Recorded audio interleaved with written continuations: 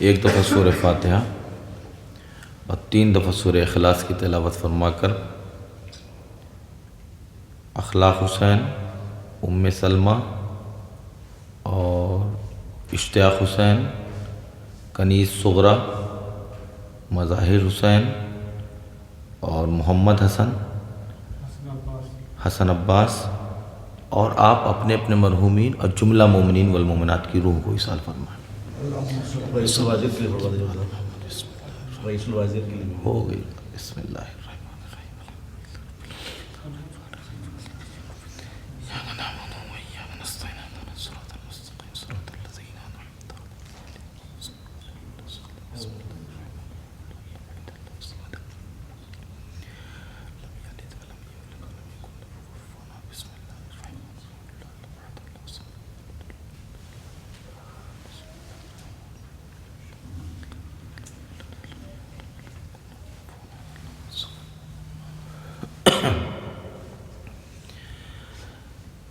لا حول ولا قوة إلا بالله العلي العظيم۔ أعوذ بالله من الشيطان اللعين الرجيم۔ بسم الله الرحمن الرحيم۔ الحمد لله رب العالمين، والصلاة والسلام على أشرف الأنبياء والمرسلين وخاتم النبيين مولانا أبي القاسم محمد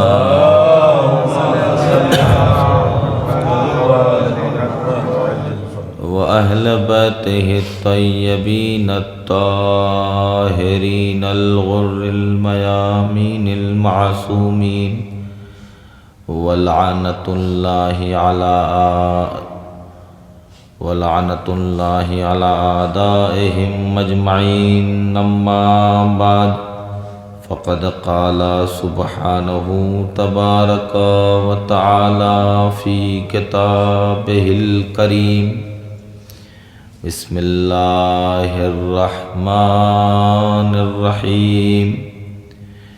انما يفتري الكذب الذين لا يؤمنون بآيات الله۔ صلوات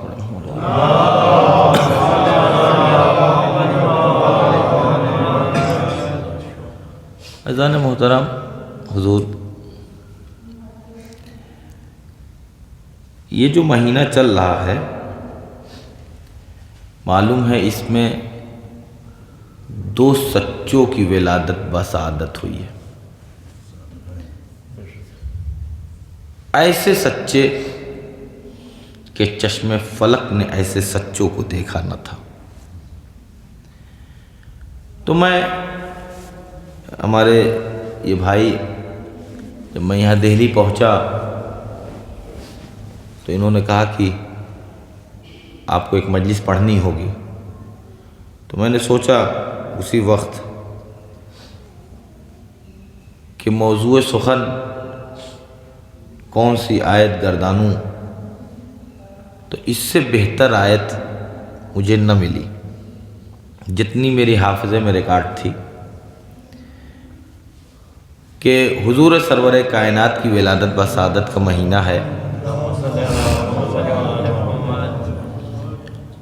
اور ایک ایسے سچے کا مہینہ ہے کہ جن کی شریعت فقہ جعفری کہلاتی ہے، رسول کی امت ہیں، فقہ جعفری میں زندگی بسر کر رہے ہیں۔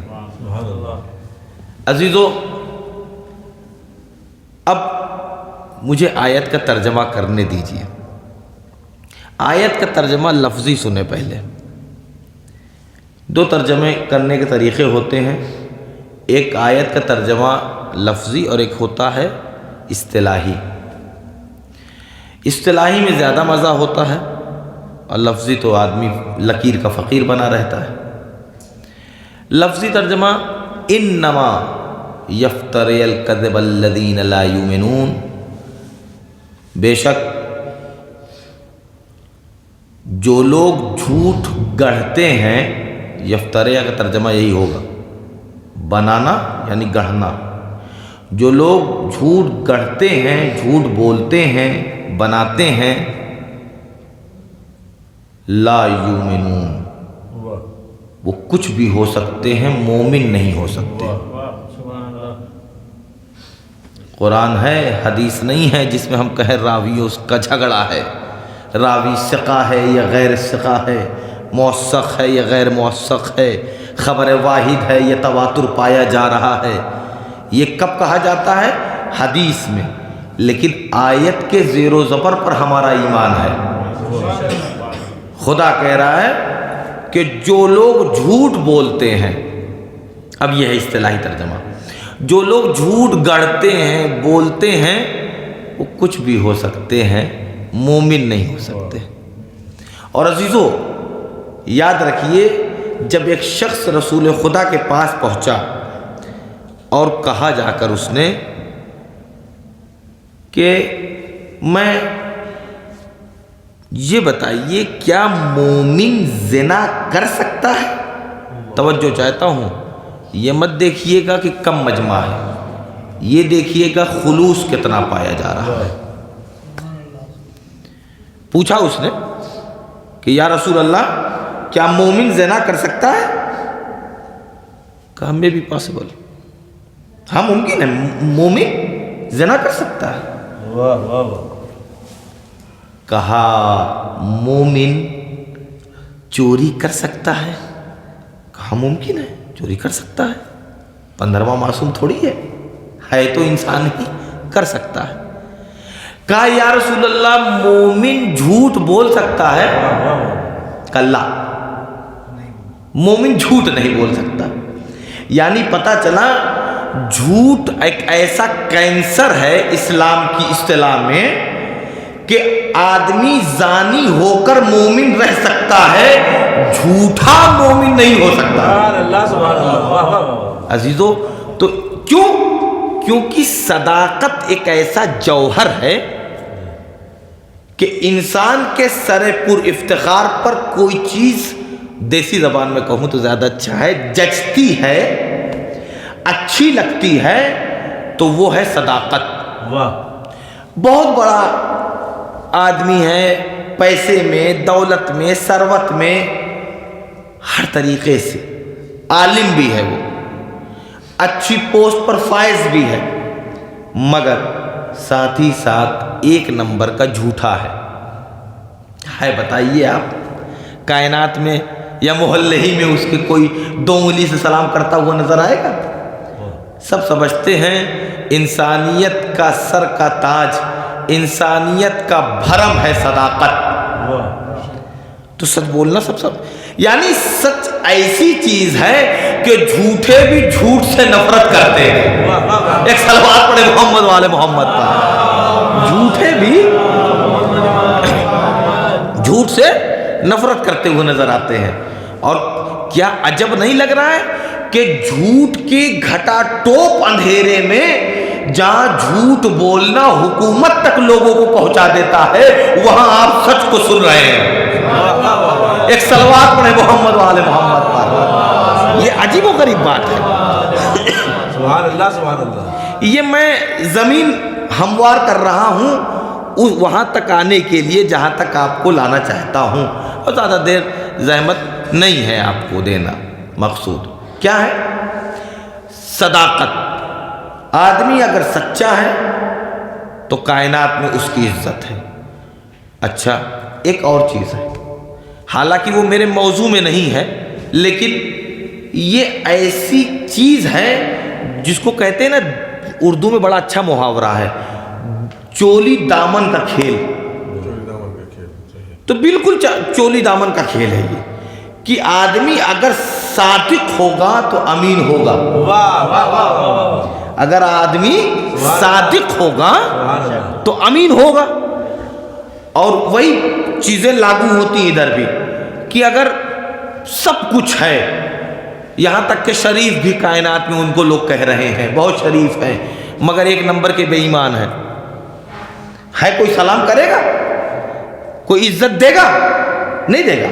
اسی بات پر تو کفار مکہ نے کہا جب حضور سرور کائنات اس کوہ بوقبیس پر چڑھ گئے اور آن کر کہا کہ اس کے پیچھے لشکر ہے جو تم پر حملہ آور ہونا چاہتا ہے، میری باتوں پر یقین کر لو گے یا لشکر دیکھنے کی حاجت محسوس کرتے ہو؟ ان خاندانی جھوٹوں نے کیا کہا؟ بھائی جھوٹے تھے، وہ ایسے جھوٹے تھے جہاں سچ بولنا ذلت سمجھتے تھے، جہاں سچ بولنا بے عزتی گمان کرتے تھے، جہاں جھوٹ اوڑھنا تھا، جھوٹ بچھونا تھا، جھوٹ جہاں برس رہا تھا، جھوٹ جہاں پنپ رہا تھا، ایسے گھٹا ٹوپ اندھیرے میں آمنہ کا لال اور عبداللہ کا جایا اپنی ٹوٹی ہوئی جوتیوں سے عرش کی بلندیوں کو روند کر واپس آ جانے والا کہتا ہے اس کے پیچھے لشکر ہے، دیکھنا محسوس کرو گے یا میری باتوں پر یقین کر جاؤ گے؟ ان خاندانی جھوٹوں نے کیا کہا؟ آج تک ہم نے ان لبوں پر جھوٹ نہیں دیکھا، آج تک ہم نے ان لبوں پر جھوٹ نہیں دیکھا ہے. نہیں، بات یہی نہیں تھمی، کہا انت صادق، تم صادق ہو. دیکھیے اگر کوئی مجھے کہے کہ آپ سچ بولتے ہیں یہ تو ہے کمال، لیکن اگر کوئی کہے کہ نہیں آپ صادق ہیں تو یہ بہت بڑا کمال ہے، کیونکہ اس نے خطاب دے دیا کیا. اور دے کون رہا ہے خطاب؟ جہاں جھوٹ ہی جھوٹ ہے، جہاں سچ کا مطلب اشارہ بھی نہیں ہے، اس ماحول میں بھائی کمال یہ نہیں ہے کہ ہم آپ سے واہ واہ کرا لیں، کمال تو یہ ہے خاندانی جھوٹوں سے صداقت کا کلمہ پڑھوا لیا. بھائی کمال تو یہ. بھائی پھر آپ پلٹ کے آئیے کہ حضور نے، مول صاحب بتائیے کہیں کسی آپ نے پڑھا کہ کسی سے کہا کہ تم سچ بولو؟ 40 سال کی ایج آپ دکھائیے کہیں کہ کسی سے نبی نے کہا ہو کہ تم سچ بولو، تم سچ بولو. نہ تھا، ابھی اعلان رسالت ہی کہا کیا تھا. بھائی سچ بولو کی تبلیغ نہیں کی، بلکہ خاندانی جھوٹوں کے درمیان رہ کر عبداللہ کا جایا اتنا سچ بولتا ہے کہ جھوٹوں کو جھوٹ بولتے ہوئے شرم آنے لگی. یہ ہے صداقت عزیزو، کہ جب لوہا منوا لیا. یہ ہمارے اور آپ کے لیے درس عبرت ہے کہ ہم یہ نہ کہیں کہ فلاں نماز نہیں پڑھتا یا فلاں کہنا نہیں سنتا یا فلاں عزاداری میں نہیں آتا، خود اتنا عمل کر کے بتائے کہ کہنے کی ضرورت نہ پڑے. ہم کو خود کہہ کر اتنا بتانا ہے. اسلام کہنا نہیں سکھاتا، اسلام کرنا سکھاتا ہے. جب تک آپ پریکٹیکل نہ ہوں گے، اس چیز کو اپنی عملی دنیا میں نہیں لاگو کریں گے تو پھر کہنے سے کچھ فائدہ نہیں ہے. بہت سے ایسے ہوں گے قیامت کے روز جو لائن لگائے ہوں گے. میں اپنی صنف کی بات کر رہا ہوں، مول صاحب معاف کیجئے گا، ہم بھی آپ ہی کی صنف کے ہیں. بہت سے ایسے مولوی حضرات ہوں گے جو پڑھے ہوں گے یہ کرنا غلط تھا مگر خود نہ کیا، کہہ دیا. ان کے کہنے سے لوگ معاف ہو گئے، خود جہنم رسید ہو گئے. مطلب کیا ہے؟ مطلب یہی ہے کہ خود کرو. اسلام کرنا سکھاتا ہے.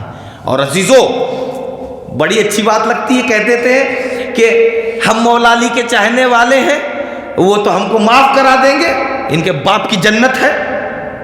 کہ مولائے کائنات جنہوں نے اپنے سگے بھائی، ماجائے بھائی، بڑے بھائی عقیل آتے ہیں، کہتے ہیں جو تم بے روزگاری بھتہ دیتے ہو نا علی، یہ جو شہریہ دیتے ہو مہینے کا، चंद सिक्के, इससे पूरा नहीं होता महीना। हमारी आयाल ज्यादा है। अली ने कहा फिर? कहा मेरा भाई हाकिम है, मैं तुमसे बड़ा हूं, तो कुछ बढ़ा दो। मौला कायनात ने क्या कहा? अकील ये अंगारा देख रहे हो? कहा देख रहा हूं।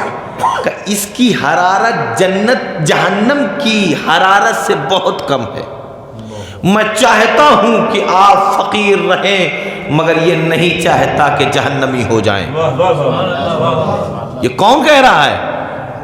छोटा भाई अली अपने बड़े भाई अकील से। देख रहे हम क्या है, तवक्को लगाए रहते हैं ना कि कोई बड़ा आदमी है, जरा ये सोर्स से ये काम हो जाए।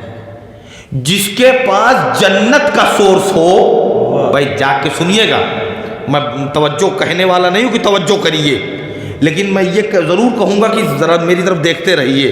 क्या जरा सोर्स लगा देना, जरा हम कौसर के घाट पर पहुंच जाए और कई घूंट पानी पी लें, कह सकते थे। लेकिन अजीजों, मेरा मौला जानता है कि अगर तुम मुत्तकी हो तो हम मुत्तकीन के इमाम हैं। नहीं तवज्जो फरमाई आपने अजीजों। काश के हमारे ये जाकिरीन और खतीब, ये खुतबा, ये वाइज़ीन, ये मुकर्ररीन, ये मुहद्दिसीन, ये मुतकल्लिमीन गौर करते और तजस्सुस से काम लेते और तदब्बुर से काम लेते तो कभी ये बात न कहते। मैं जब जवादी अरबी कॉलेज बनारस में पढ़ता था, चौहट्टा लाल खान में एक खतीब आए और आन के कहा कि जब मैदान महशर होगा और लोग अपने की, उन्होंने मिसाल दी थी, अच्छा हुआ अपनी की मिसाल दी। उन्होंने कहा कि मेरे नामाए अमाल में ऐसा ही था कि बस जहन्नम में, क्योंकि बेईमान थे एक नंबर के। तो उन्होंने कहा कि मौलाए कायनात नजर आ गए। मैं उनकी लफ्ज़ें नहीं, अब अपनी लफ्ज़ें बता रहा हूं। उन्होंने कहा कि मौलाए कायनात नजर आ गए। कहा मौला हम आपके चाहने वाले, हम आपके शिया हैं। शिया? हाँ बिल्कुल शिया हैं आपके। तो क्या बात है, क्या प्रॉब्लम है? का प्रॉब्लम ये है कि मेरे नामाए अमाल में कुछ नेकी है ही नहीं, एक नंबर का मैं बदमाश था। तो कहा तब आप ही पार कीजिए, आपकी मोहब्बत पे पूरी जिंदगी बसर की है। कहा उसमें डरने की क्या बात है, मैं हूं ना तुम्हारा मौला। सुनते रहिए बेहयाई कि मैं हूं ना तुम्हारा मौला।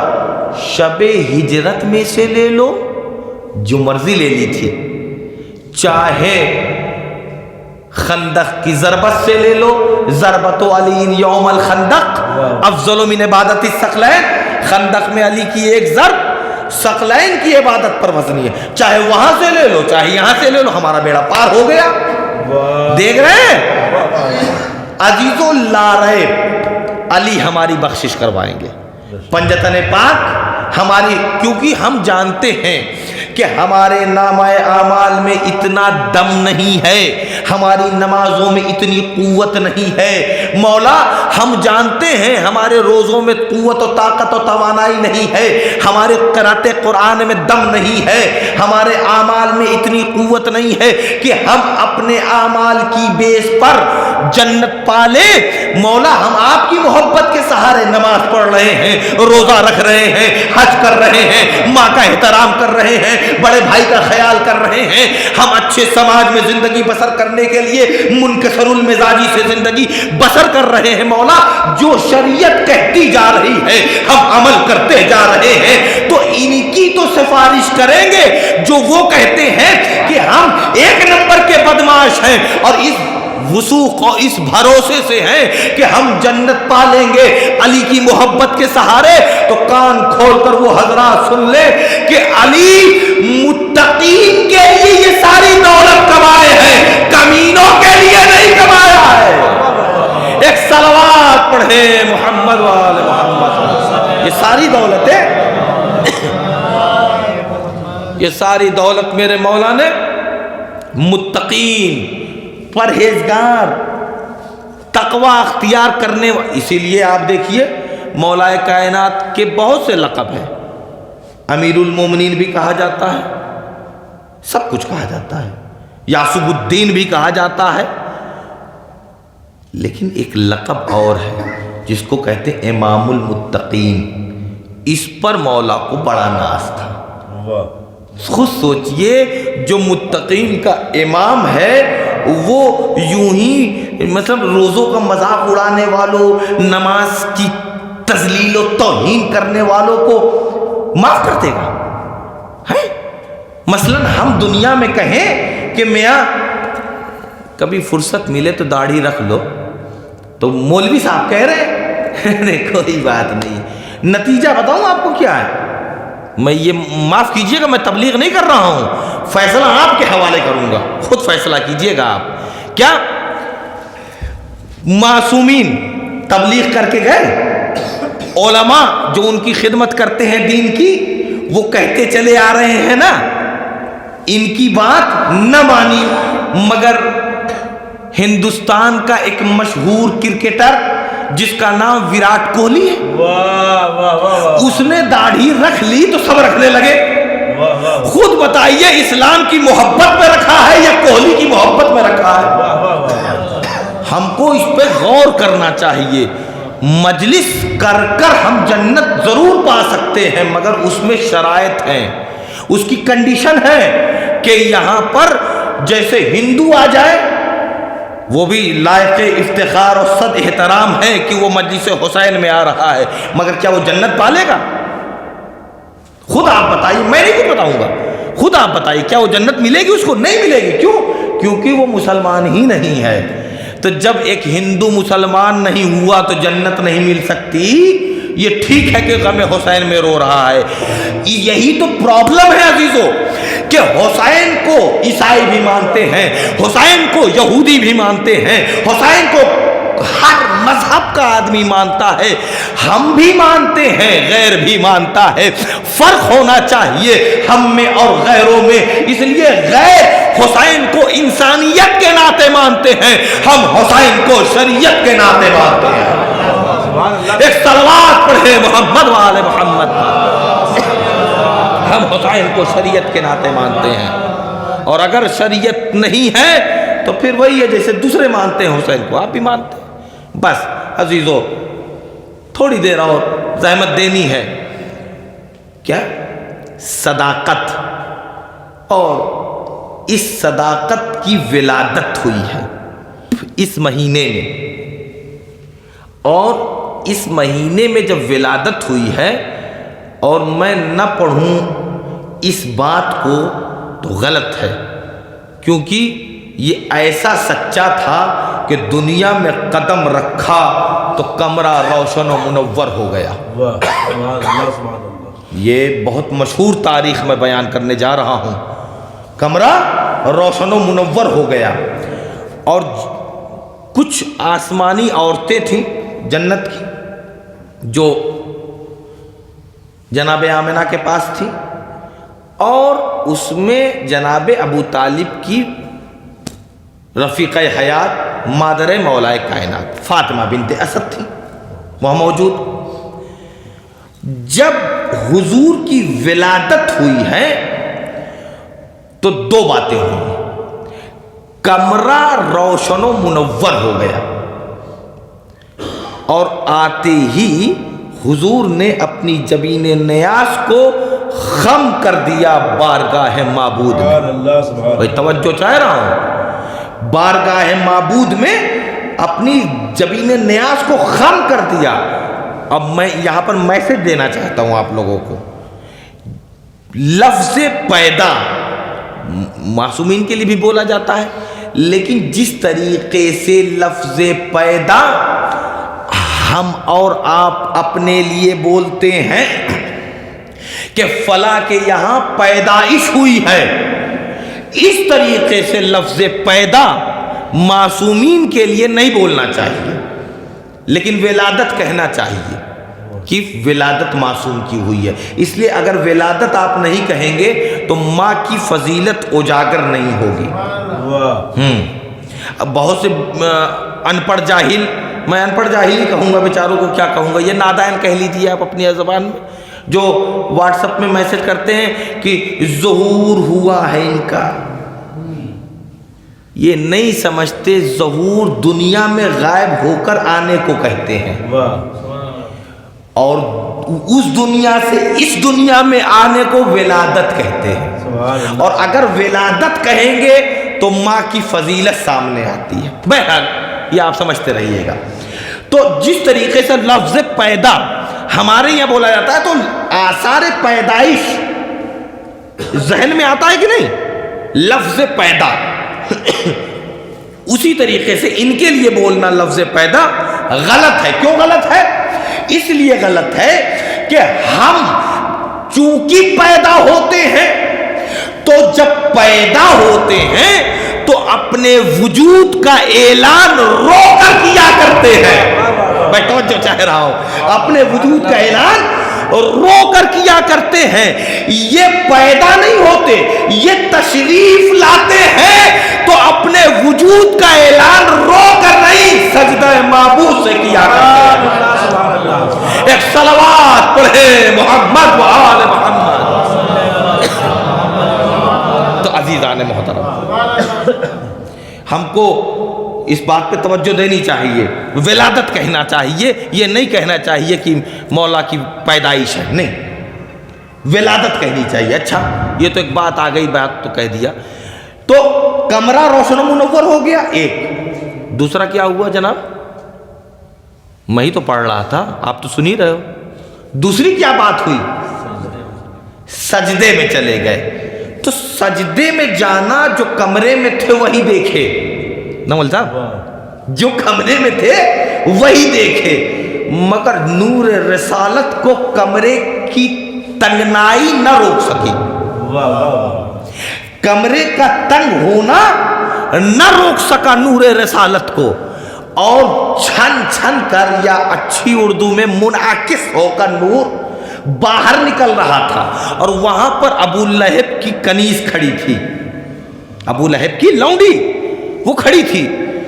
اس نے اس منظر کو گھٹت ہوتے ہوئے دیکھا تو اچھمبے میں آ گئی، ہاں یہ کیا ہو گیا؟ وہ دوڑی دوڑی ابو لہب کے پاس آئی اور آن کر کہتی ہے، ابو لہب مبارک ہو، مبارک ہو، خدا نے تمہیں ایک ایسا بھتیجا دیا ہے جس کے آنے پر کمرہ روشن و منور ہو گیا، جس کے آنے پر کمرہ بقعہ نور ہو گیا۔ اتنا خوش ہوا بیہودہ، اتنا خوش ہوا کہ اپنے کلمے کی انگلی کو حرکت دے دیتا ہے اور کہتا ہے، انت ملکہ انت حرہ، تم آزاد ہو۔ اور یہ اس نو مولود کو دعائیں دیتے ہوئے جا رہی ہے، تیری برکت سے میں آزاد ہو رہی ہوں۔ نہیں توجہ فرمائی، تیری برکت سے میں آزاد ہو رہی ہوں۔ کاش کہ آپ اور توجہ کرتے، تیری برکت سے میں آزاد ہو رہی ہوں۔ حضور آئے نہیں، غلامی آزادی میں تبدیل ہو رہی ہے۔ ایک صلوات پڑھے محمد وآل محمد پر۔ ابھی آئے نہیں ہیں عزیزان محترم۔ تو یہ اس نور کو دعائیں دیتی ہوئی چلی گئی، لیکن میرا موضوع جانتے ہیں آپ؟ جھوٹ اور صداقت۔ یہ جھوٹے مورخین، یہ بکے ہوئے قلم، یہ ضمیر فروش محدثین و متکلمین و مقررین، یہ کیا کہتے ہیں؟ پڑھیے آپ، قسم خدا کی آپ کو اندازہ ہوگا۔ کہتے ہیں کہ ابو لہب پورا جہنم میں جائے گا، لیکن اس کے کلمے کی یہ انگلی، دیکھ رہے ہیں اپنے ہیرو کو کیسے بچا رہے ہیں۔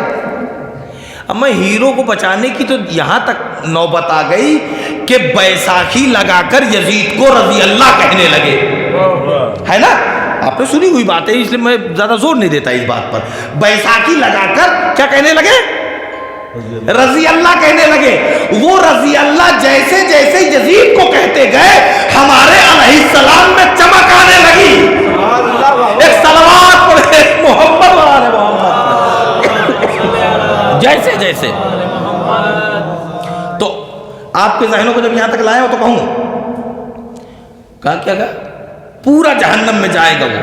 مگر یہ والی انگلی، کلمے کی انگلی لکھا ہوا ہے، کلمے کی انگلی، پتہ نہیں لگتا پلاسٹک کا ٹیپ وپ چپکا رہے گا یا یہاں سے کہیں کچھ خول بنوا لے گا کہ کیوں نہیں جائے گی. ریزن لکھتے ہیں، سبب کہ کیوں نہیں وہ جہنم میں چلے گی.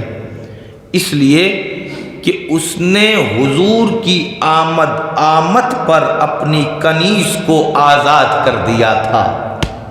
قسم سے جس دن سے یہ پڑھا اس دن سے باچھیں کھل گئی میرے، میں خود اپنے میں نہ رہا خوشی کے مارے. اس لیے کہ ایک نور رسالت کی آمد پر ایک گناہگار کی انگلی نہیں جل سکتی، کیونکہ اس نے حرکت دے دی. تم آزاد ہو تو آزاد کرنے کی بنیاد پر اس کی انگلی نہیں جلے گی.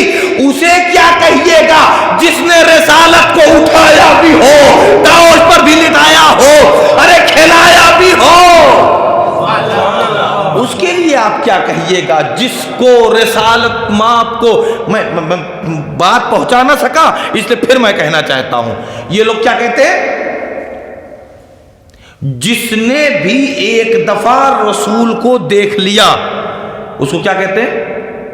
بہت سی مجلسیں سنیے ماشاءاللہ، ایسے مت گھورے ہیں آپ لوگ کہ میں نے کوئی نئی چیز پڑھ دی ہو. جس نے بھی رسول کو ایک دفعہ دیکھ لیا اس کو کیا کہتے ہیں؟ صحابی. ہے نا، صحابی کی تعریف یہی ہے صحیح مسلم اور صحیح بخاری میں.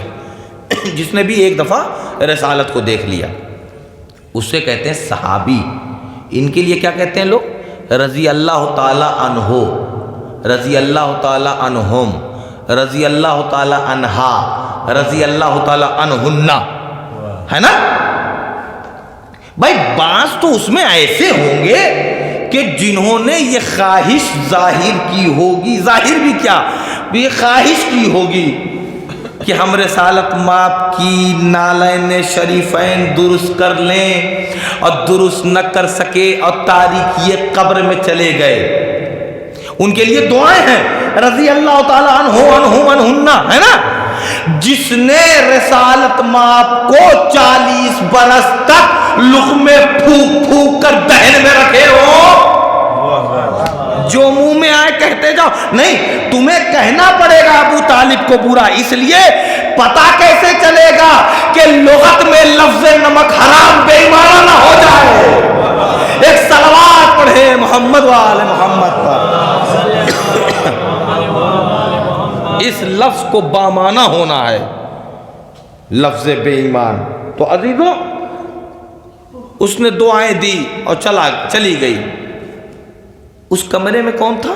فاطمہ بنت اسد، یہ ابو طالب کی اہلیہ. اچھا، آج کا جو دن گزرا ہے سبھی چکر میں تھے کہ بریکنگ نیوز کوئی آئے بہار سے، ہے کہ نہیں ہے، کہ کہیں سے کوئی خبر آ جائے. کیونکہ 4 بجے تک تو میں جانتا ہوں 129 پہ وہ تھے اور 103 اور 5 میں یہ کھیل رہے تھے مہا گٹھ بندھن والے، ہے نا. اور سب امید میں تھے کہ بریکنگ نیوز آ جائے. اور فرض کیجئے کہ کسی اس مجمع میں کسی کے پاس کوئی نئی خبر ہو، اسی کو تو بریکنگ نیوز کہتے ہیں، آ کر وہ ہم سے کہے کہ مولانا میں آپ کو ایک بریکنگ نیوز دینا چاہتا ہوں. ہاں بھائی بتائیے کیا بات ہے. اور وہ ہم کو وہ خبر سنائے، اور جب خبر سنا لے تو میں کہوں ہاں مجھے معلوم تھا یہ. تو وہ کچھ کہے گا تو نہیں، کیونکہ مولانا ہوں، کچھ کہے گا نہیں، بیچارہ عزت کرے گا چلا جائے گا. لیکن لالیما ضرور اس کے اس گال پر ابھر آئے گی، جھنجھلاہٹ کے آثار ضرور ہوں گے. میں تو کچھ اور سمجھا تھا، یہ کچھ اور ہو گیا ہے نا. دیکھیں میاں بیوی کا مسئلہ ہے یہاں پر ابو طالب کی بیوی ہیں وہ آئی ہیں ابو طالب کو بریکنگ نیوز دینے آئی ہیں. اور آن کے کہتی ہے ابو طالب، دیکھیے شوہر ہوتا ہے اور بیوی ہوتی ہے. سب کے پاس بیوی ہے اور سب کے پاس شوہر ہے. تو جانتے ہیں کہ آپس کی گفتگو کیسی ہوتی ہے، مجھے زیادہ ڈیپ میں نہیں جانا ہے۔ اب انہوں نے کہا ہر چیز تاریخ میں ملتی بھی نہیں ہے، کوئی میرا دامن پکڑے مولوی صاحب کیسے پڑھ دیا ایسے؟ دیکھیے ہے بات، لہجہ آپ پکڑیے گا جو میں کہنے جا رہا ہوں۔ کیا کہا اس نے؟ اب جناب فاطمہ بنت اسد علیہ السلام نے کیا کہا؟ ابو طالب میں ایک ایسی خبر رکھتی ہوں، ملا لیجئے گا لفظوں کو تاریخ سے، میں ایک ایسی خبر رکھتی ہوں کہ تمہارے پاس اس کی خبر نہیں ہے۔ واہ واہ واہ واہ۔ کیا رکھتی ہیں؟ کہا کہ اللہ نے تم کو ایک ایسا بھتیجا عطا فرمایا ہے، جب وہ دنیا میں آیا تو کمرہ بقعۂ نور ہو گیا۔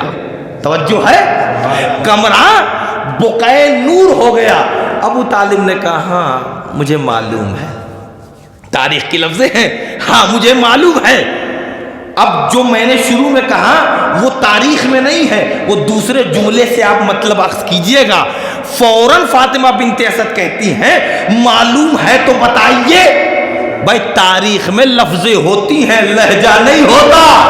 بھائی جا کے سنیے گا، تاریخ میں لفظیں ہوتی ہیں، لہجہ نہیں ہوتا ہے۔ اب بین السطور یہی بتا رہے ہیں کہ یہی کہا کہ بھائی اگر آپ کو معلوم ہے تو پوری ڈیٹیل بتائیے، کیونکہ ایک ہی واقعہ بتایا تھا کہ کمرہ بقعۂ نور ہو گیا۔ ابو طالب نے یعنی سردار بطحا نے یعنی کلید بردار خانے کعبہ نے اپنی زبان کو جو حرکت دی، آواز دی، فاطمہ بنت اسد نہ گھبراؤ، یہ بھتیجا ہے جس کے آنے سے کمرہ بقعۂ نور ہو گیا۔ آج سے ٹھیک 30 سال کے بعد اللہ تمہیں ایک بیٹا دے گا، جب وہ آئے گا دنیا میں تو کمرہ نہیں بیت اللہ روشن ہو جائے گا۔ ایک صلوات پڑھے محمد والے محمد پر، بیت اللہ روشن و منور ہو جائے گا۔ بیت اللہ روشن ہو، یہ کیا کہتے ہیں لوگ نبی کے لیے کہ علم غیب معلوم تھا۔ ابو طالب نہ معصوم ہیں نہ امام ہیں۔ جب ابو طالب کہہ رہے، سمجھ گئے نا آپ کہ ایسے بے گناہوں کی آغوش میں کوئی پلتا ہے تو رسالت مآب ہوتا ہے۔ نہیں، یہ اپنے موضوع والی بات کہوں تو زیادہ اچھا ہے مولوی صاحب۔ کیا ایسے سچوں کی آغوش میں کوئی پلتا ہے تو وقت کا صادق ہوتا ہے۔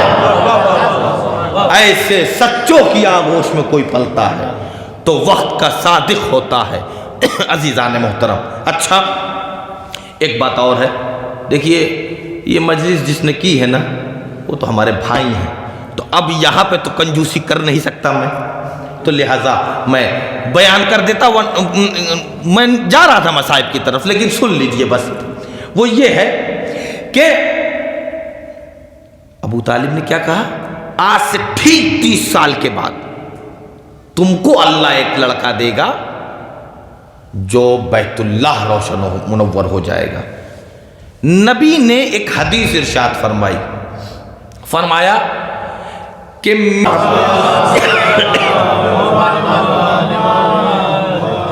عزیزو مجھے معلوم ہے موضوع کی تکمیل نہ ہو سکی، جب عشرے میں لوگوں کی موضوع کی تکمیل نہیں ہوتی تو ایک مجلس میں کہاں ہو جائے گی۔ بس یاد رکھیے کہ ایسے سچوں کو پروان چڑھایا ابو طالب نے کہ کائنات جھوٹ کا ایک ہلکا سا دھبا ان کے دامن عقیدت میں نہ پیدا کر سکے۔ دنیا جھوٹوں کی چراغ لے کر ٹہلتی رہی، محمد و علی بہت سچے ہیں، ان کو چھوڑیے۔ ابو طالب جیسے کہ دامن پر بھی کسی نے ایک ہلکا سا دھبا نہیں دکھایا، نہ دکھا سکے۔ کیوں؟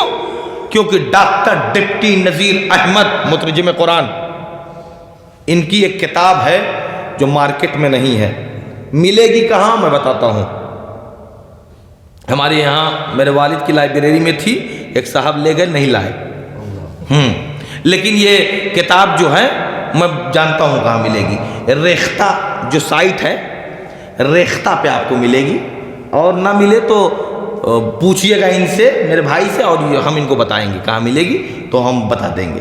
1936 میں اسے جلا دیا گیا تھا، دہلی میں اس کو جلا دیا گیا تھا، اور پھر اس کے بعد انہوں نے کوئی کتاب نہیں لکھی۔ میں اس لیے پڑھ رہا ہوں کہ یہ ایسے سچے کا قصیدہ لکھ گئے کہ ہماری خوشی کی انتہا کے لیے بس بات کافی ہے۔ کیا کہا انہوں نے؟ کہا ابو طالب اور عبد المطلب ایسے سچے ہیں کہ ان کے دہنے اقدس تک دور جاہلیت میں بھی کبھی شراب کی چھینٹ نہیں گئی۔ نہیں توجہ فرمایا ہوگا۔ دور جاہلیت میں بھی، یعنی دنیا ٹھرا پیتی تھی، مگر ابو طالب چونکہ دین ابراہیمی میں تھے، اسی لیے اس آغوش میں ابو طالب کے علی آئے ہیں اور رسالت ماں پروان چڑھے ہیں۔ عزیزو کیا کہا؟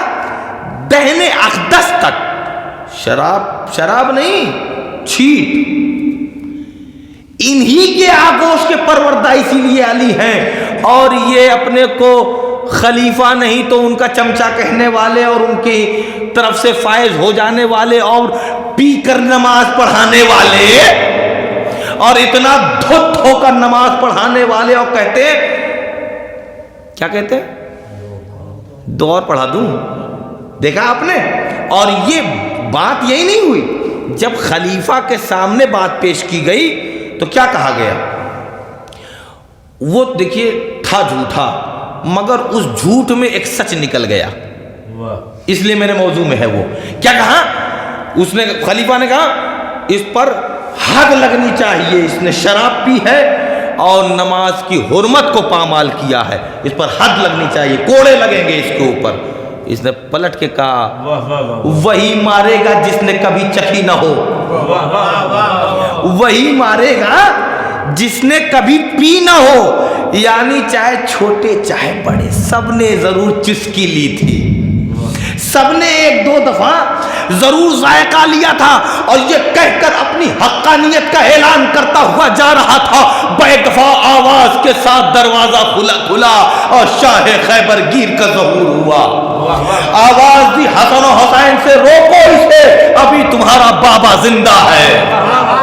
یہ ابو طالب کا لال نہیں بتا رہا ہے کہ ابھی علی زندہ ہے، اپنے خاندان کی لاج بتا رہا ہے کہ میرا باپ بھی سچا تھا، میں بھی سچا ہوں، وہ بھی اسلام پہ ماننے والے تھے، میں بھی اسلام کا ماننے والا ہوں۔ بس عزیزان محترم، کیا کہا ڈاکٹر ڈپٹی نذیر احمد نے؟ کہ ان کے اوپر دور جاہلیت میں بھی کبھی امہات الامہ کتاب کا نام ہے۔ پھر کہتے کہتے وہ تمام باتیں کہتے ہیں کہ انہوں نے کبھی چڑھاوا بھی نہیں کھایا بتوں کا، اور کبھی بتوں کے سامنے سر بسجود بھی نہ ہوئے۔ قصیدہ لکھتے اب وہ دعا لکھتے ہیں، اور یہ دعا سن لیجئے، میں انہی کے ساتھ دعا کرتا ہوں، اگر اچھی لگ جائے تو آپ بھی دعا کیجئے، کون سی اچھی چیز لے لینی چاہیے ہر جگہ سے۔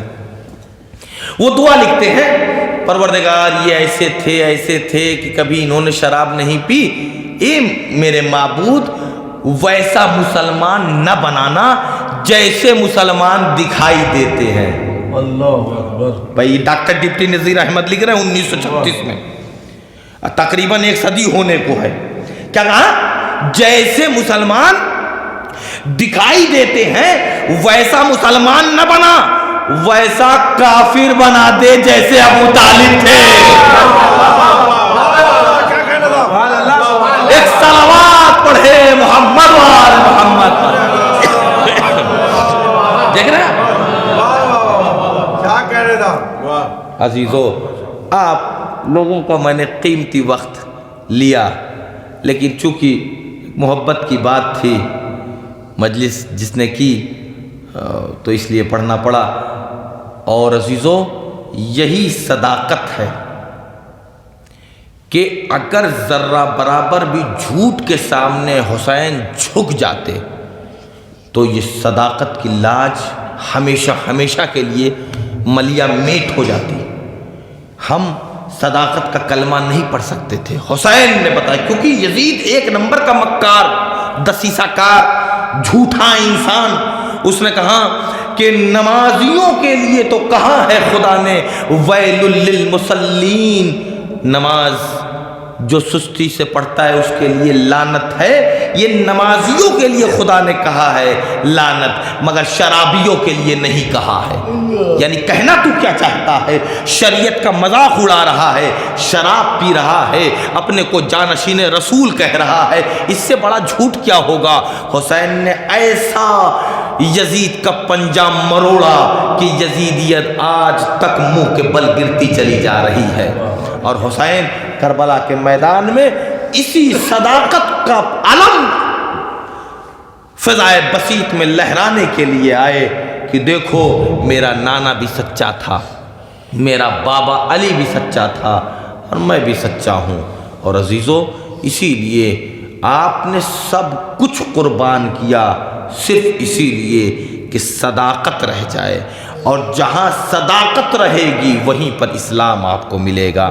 اس لیے ہماری آیت کیا ہے کہ انما یفتری الکذب الذین لا یؤمنون، جو جھوٹ گڑھتا ہے یعنی جھوٹ بولتا ہے وہ کچھ بھی ہو سکتا ہے، مومن نہیں ہو سکتا۔ اسلام میں آنے کے لیے شرط ہے آدمی سچا ہو۔ کبھی موقع ملا یا کہیں اللہ نے توفیق دی تو بیان کروں گا۔ عزیزو، یہی حسین ابن علی اپنی صداقت کی گواہی دینے کے لیے اصغر کو پیش کر دیا۔ بس 2 جملے اور زحمت تمام۔ اصغر کو پیش کر کیا کہا ہے امام نے؟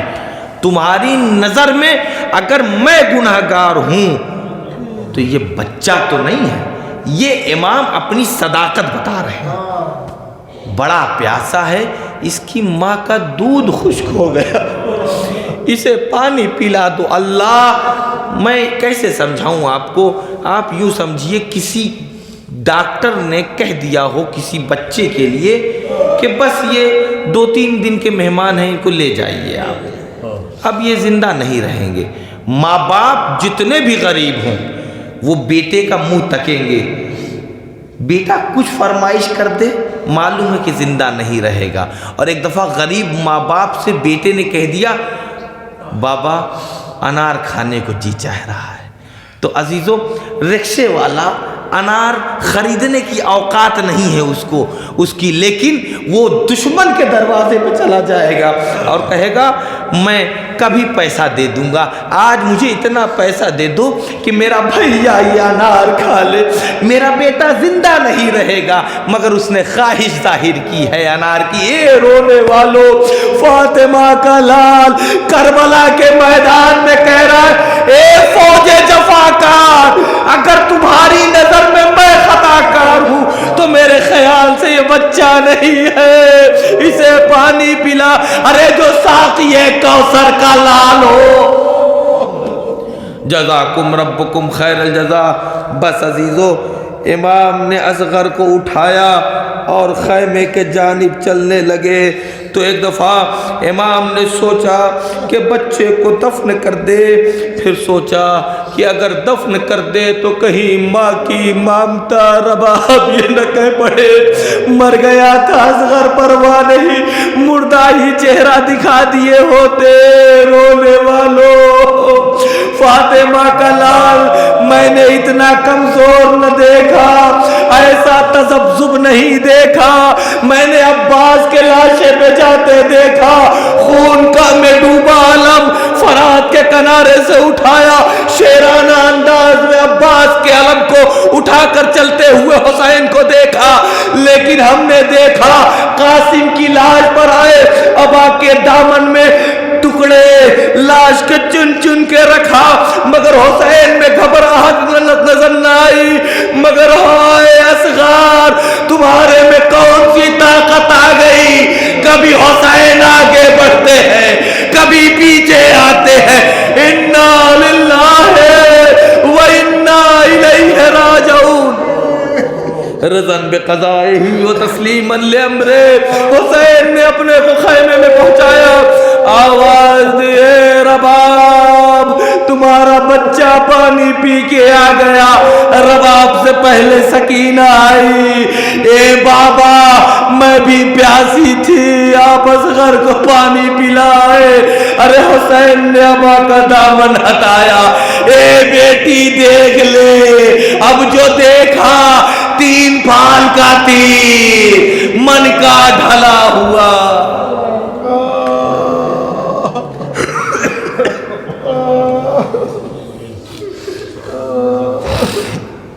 وَسَيَعْلَمُ الَّذِينَ ظَلَمُوا أَيَّ مُنقَلَبٍ يَنقَلِبُونَ إِنَّا لِلَّهِ وَإِنَّا إِلَيْهِ رَاجِعُونَ رضاً بِقَضَائِهِ وَتَسْلِيمًا لِأَمْرِهِ إِلَٰهِي بِحَقِّ مَن نَاجَاكَ وَبِحَقِّ مَن نَادَعَاكَ فِي الْبَرِّ وَالْبَحْرِ صَلِّ عَلَى مُحَمَّدٍ وَآلِهِ تفضل على فقراء المؤمنين والمؤمنات بالغناء والثروة وعلى مرضى المؤمنين والمؤمنات بالشفاء والصحة وعلى أحياء المؤمنين والمؤمنات باللطف والكرامة وعلى أموات المؤمنين والمؤمنات بالمغفرة والرحمة وعلى غرباء المؤمنين والمؤمنات بالرد إلى أوطانهم سالمين غانمين برحمتک یا ارحم الراحمین۔ ایک دفعہ سورہ فاتحہ اور 3 دفعہ سورہ اخلاص کی تلاوت فرما کر جن مرحومین کے لیے مجلس ہوئی ہے ان کو ایصال فرما۔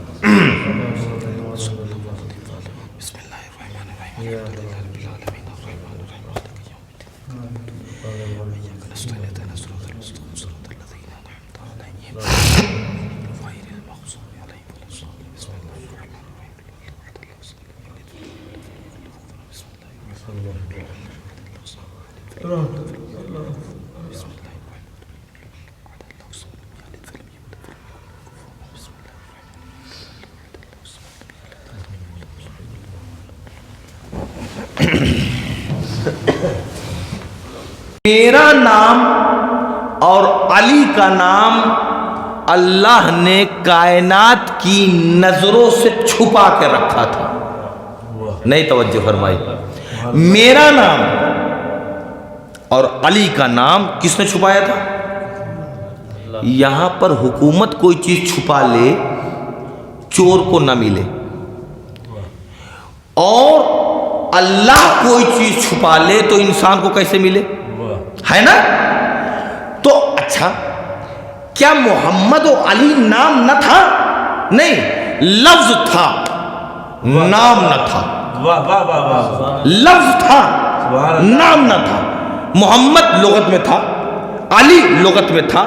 جس کی بہت زیادہ تعریف ہوئی ہو اسے کہتے تھے محمد، جو بہت بڑا ہو اسے علی کہتے تھے۔ یہ بات تھی۔ مگر سب سے پہلے جب آمنہ کا لال آیا تو اس کو محمد کہا گیا۔ تو ہم کو جستجو ہوئی کہ جب اللہ نے چھپایا تو رکھا کس نے نام؟ بھائی اللہ تو وہ ہے بقول سورہ توحید کے لم یلد ولم یولد ولم یکن لہ کفوا احد۔ نہ بیوی ہے، نہ بچے ہیں، نہ میکہ ہے، نہ سسرال ہے نا؟ اچھا، اللہ ایسا ہے کہ لیسا کمثلہ شیء، وہ آپ بتا بھی نہیں سکتے اشاروں میں یا خلیہ ذہن میں، اسے لا نہیں سکتے۔ تو وہ آ نہیں سکتا تو بتائے گا کیسے؟ تو کس نے رکھا؟ تو میں نے تاریخ میں دیکھا محمد اور علی نام ابو طالب نے رکھا۔ بھائی ابو طالب تم کو کیسے پتا چلا؟ کہا جس نے چھپایا تھا اسی نے بتایا۔ ایک صلوات پڑھے محمد والے